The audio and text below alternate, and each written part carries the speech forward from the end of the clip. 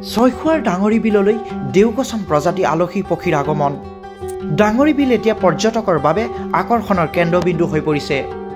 এই বিৰল প্ৰজাতি পক্ষীৰবিধক চাবলৈ বিভিন্ন ঠাইৰ পৰ্যটকে ভৰি পৰিছে।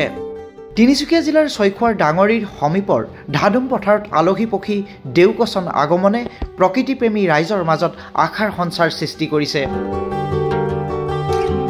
অতি বিৰল তথা বিপন্ন প্ৰজাতিৰ এই দেউকচন পক্ষীবিধক ৰাইজে প্ৰত্যক্ষ কৰি সামাজিক মাধ্যমত ফটো দিয়াৰ লগে লগে তিনিচুকীয়া জিলাৰ লগতে ৰাজ্যৰ ভিন্ন প্ৰান্তৰ পৰা বহু সংখ্যক প্ৰকৃতিপ্ৰেমী তথা পক্ষী নিৰীক্ষক ধাদুম পথাৰত উপস্থিত হৈ ভিৰ কৰা পৰিলক্ষিত হৈছে।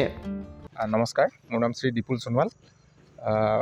মই প্ৰায় 2019 চনৰ পৰাই টুৰিষ্ট গাইডৰ লগত জড়িত হৈ আছোঁ আৰু সেইটো কাম লগত বিশেষ আপোনাৰ অসমৰ চতুৰ্থবাৰ চাইটিং হৈছে ব্লেক নেক ক্ৰেন বুলি এবিধ চৰাই, যিটো আমাৰ অসমীয়াত দেউকৰ্চন বুলি কয়।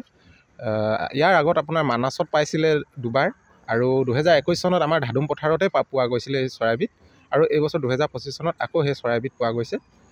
2025 চনত পাইছিলে যদিও চৰাইবিধৰ ফটো খুব ভালদৰে কোনো নেপালে, আৰু এই বছৰ যিবিলাক পাইছে প্ৰথমৰ পৰাই সকলোৱে ভাল ফটো পাই গৈছে। আৰু প্ৰায় আহি আছে ডেইলি 2-3টা দল সেনেকৈ আহি আছে এইকেইদিন, কালি আৰু আজি। আচলতে কমন ক্ৰেনখিনি যিটো আছে সেইটোতো চাইবেৰিয়াৰ পৰা আহে, আৰু যিটো আমাৰ ব্লেক নেক ক্ৰেন যিটো দেউকৰ্চন সেইটো লাডাখত পোৱা যায়। আপুৰুগীয়া সেই যিটো ব্লেক নেক ক্ৰেন সেইটো আচলতে অকণমান হাই এল্টিটিউডতহে পৰে। এইটো আপোনাৰ গম পাইছে যেতিয়া অসমত চতুৰ্থবাৰ চাইটিং হৈছে যেতিয়াতো অকণমান ৰেয়াৰে হ'ব চৰাইটো, নহ'লেতো যেনেকৈ কমন ক্ৰেনবিলাক আহে সেইবিলাকৰ নিচিনাকৈ ইও আহি থাকিলে হ'লে প্ৰতি বছৰে কমন ক্ৰেনকেইটাতো প্ৰতি বছৰে আহি থাকে।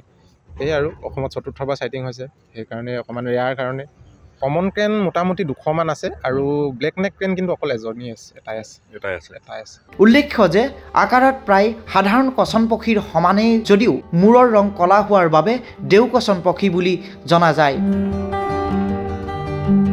অসমত ইয়াৰ পূৰ্বে 2021 চনত প্ৰথমে মানাহ ৰাষ্ট্ৰীয় উদ্যান আৰু সেই একেটা বছৰতে দ্বিতীয়বাৰ এই ধাদুম পথাৰত দেখা বুলি তথ্য পোৱা গৈছে, আৰু তাৰ পাছত আজি চতুৰ্থবাৰৰ বাবে ধাদুম পথাৰত পুনৰ দেউকচন পক্ষীৰ আগমনৰ খবৰত স্বাভাৱিকতে উৎফুল্লিত হৈ পৰিছে প্ৰকৃতিপ্ৰেমী ৰাইজ। প্ৰকৃততে এই পক্ষীবিধ কোন দেশত স্থায়ীভাৱে বাস কৰে এই বিষয়ে সঠিক তথ্য নাই যদিও ভাৰত, চীন আৰু ভূটানৰ বিশেষ কিছু এলেকাত ইয়াৰ বিচৰণ দেখা পোৱাৰ লগতে তিব্বত আৰু ভূটানত বংশ বিস্তাৰ কৰে বুলি জানিব পৰা গৈছে। নিউজ ডেস্ক ৰিপৰ্ট, আপডেট নাও।